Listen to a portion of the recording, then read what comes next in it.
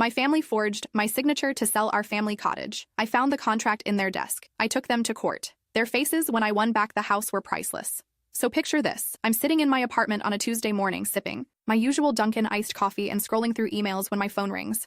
The caller ID shows some real estate office I've never heard of, so naturally I almost let it go to voicemail. Thank God I didn't. This cheerful woman on the other end starts congratulating me on the successful sale of my property. I'm like, lady, I think you got the wrong number. But she's going on about how smooth the transaction was and asking if I need any help with future real estate needs. When she mentions the address, my blood goes cold. It's Grandma's cottage.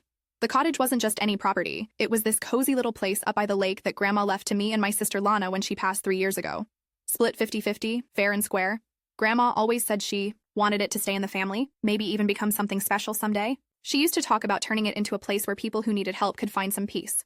I'm trying to stay calm while this realtor keeps talking, but inside I'm freaking out. Ma'am, I think there's been some mistake. I never agreed to sell that property.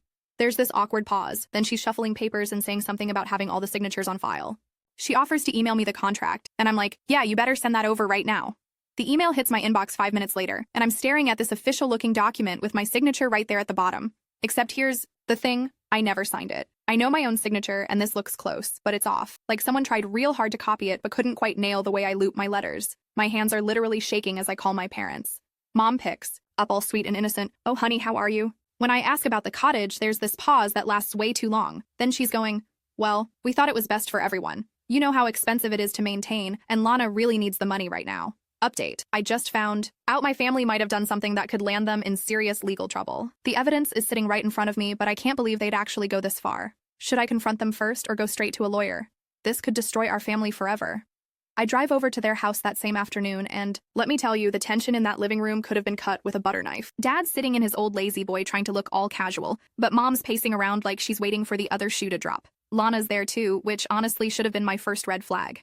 "So," I say, pulling out my phone to show them the contract. "Want to explain how I apparently signed something I've never seen before?" Mom starts with this whole song and dance about how they discussed it with me and how I seemed agreeable to the idea. Dad chimes in with some nonsense about how they were just looking out for my best interests. But Lana's got this smirk on her face like she just won the lottery. "Come on, sis, don't be dramatic. It's just a house. Grandma would have wanted us to be practical about it." That's when I know for sure they're all in on it together.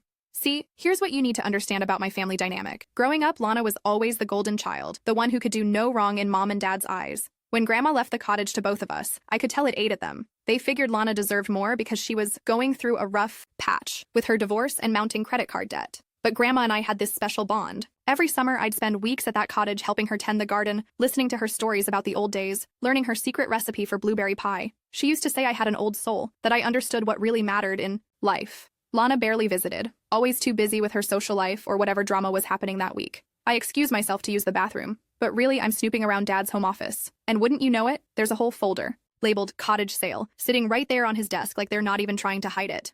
Inside, I find copies of documents, notes about the sale price, and even practice sheets where someone's been copying my signature over and over. My heart's pounding as I take pictures of everything with my phone.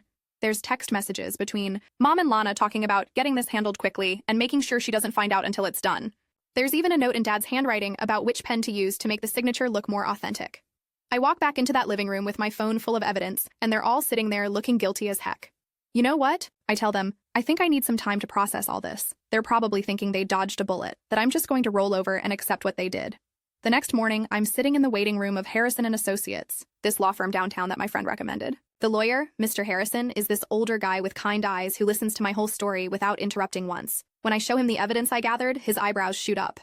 "This is textbook forgery," he says, examining the signature comparison on his computer screen. "The good news is, you have documentation, witnesses, and clear motive. The bad news is, this is your family we're talking about." He explains that criminal charges could be filed, but civil court might be the better route to get the property back. We spend the next 2 hours going over everything: the original will, the forged contract, the text messages, even the practice signature sheets. Mr. Harrison orders a professional handwriting analysis and starts preparing the paperwork to challenge the sale. The whole time, I'm thinking about Grandma and how disappointed she'd be if she knew what was happening. Update. The lawyer just confirmed what I suspected. It's definitely fraud. Now I have to decide how far I'm willing to go to get justice.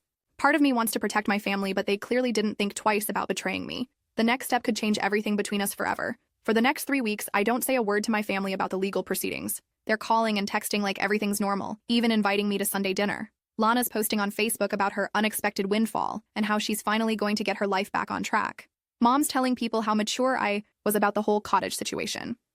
Meanwhile, I'm working with Mr. Harrison to build our case. The handwriting expert confirms the signature is forged. We get statements from neighbors who remember me talking about never wanting to sell the cottage. We even track down the original buyer, who had no idea there was anything shady about the transaction. The real kicker comes when Mr. Harrison suggests we might want to record some conversations. It's legal in our state as long as one party consents, and since I'd be the one recording, we're good to go. So I show up at my parents' house with my phone app running, acting like I just want to understand their perspective better.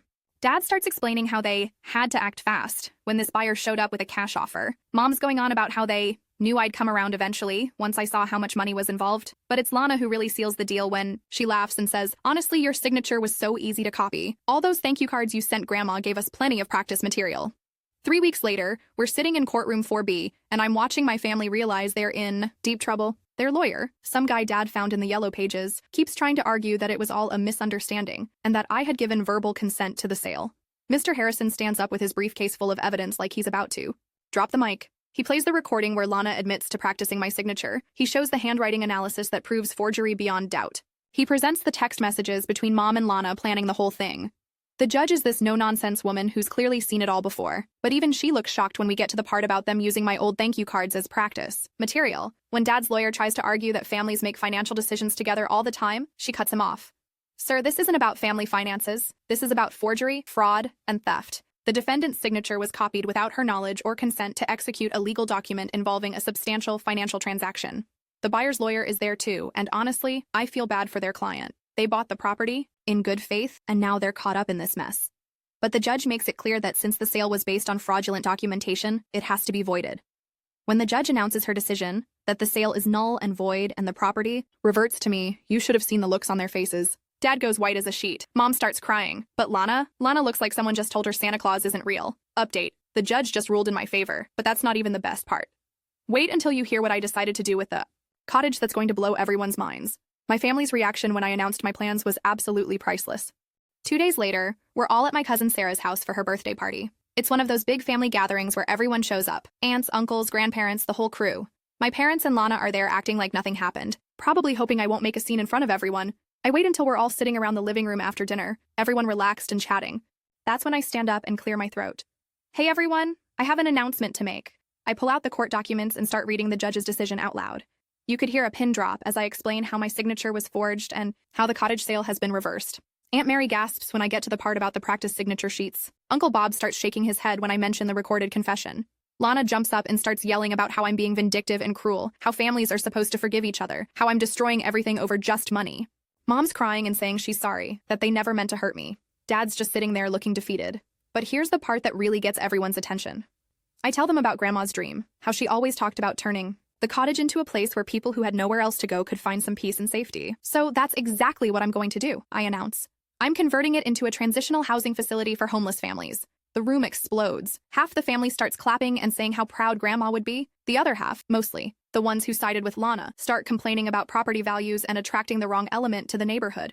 Lana's screaming now, calling me selfish and saying I'm only doing it to spite her. "You could have just split the money with me like a normal person. Instead, you're giving it away to strangers." That's when cousin Sarah, whose house we're in, remember, tells Lana she needs to leave. "You forged someone's signature and stole their property. I don't want that energy in my home." Other family members start nodding and agreeing. Lana storms out with Mom and Dad trailing behind her, still trying to apologize. After they leave, the rest of the family rallies around me. Uncle Bob offers to help with construction work. Aunt Mary says her church group would love to donate supplies. Even the younger cousins are asking how they can volunteer. Over the next few months, Mom and Dad keep calling and texting, trying to apologize and work things out. Lana sends these long emails about how I'm being unreasonable and how Grandma would have wanted the family to stick together. They keep asking if we can share the cottage somehow, maybe use it as a vacation rental to split the profits. I ignore all of it. Mr. Harrison helps me set up a nonprofit organization, and we start the process of converting the cottage. It takes about 6 months, but we transform it into a beautiful transitional housing facility that can house 3 families at a time. The local newspaper does a story about it, and suddenly everyone in town knows what my family did and how I chose to honor Grandma's memory instead of taking revenge. Lana's friends start distancing themselves from her when they realize what really happened. Mom and Dad's reputation in their social circle takes a major hit. Meanwhile, I'm busier and happier than I've been in years. I take classes in nonprofit management and social work. I make friends with the other volunteers and board members. Every family that stays at the cottage leaves a little note in our guest book, and reading their stories reminds me why this matters so much. The cottage becomes this amazing place where kids can play in the same garden where I used to help Grandma, where parents can get back on their feet in a safe environment, where families can heal and plan for their futures. We keep Grandma's old rocking chair on the front porch, and sometimes I sit there in the evenings knowing she'd be proud of what we built. A year later, Lana's divorce is finalized and she's filing for bankruptcy. The money from the cottage sale, the money that was supposed to solve all her problems, got tied up in legal fees and court costs. Mom and Dad are dealing with their own financial issues after paying their lawyer and facing the social consequences of what they did. They still reach out sometimes, usually around holidays, trying to reconnect. But I've learned that some betrayals cut too deep to forgive, especially when the people who hurt you aren't really sorry. They're just sorry they got caught. The cottage thrives, though. We've helped dozens of families transition from homelessness to stable housing. We've got a waiting list of people who want to volunteer. The community has embraced what we're doing, and we're looking at expanding to a second location. Sometimes I drive up there just to sit on Grandma's porch and watch the sunset over the lake. The place is full of life and laughter and hope, exactly what she dreamed it could be. And honestly, that feels like the best revenge of all.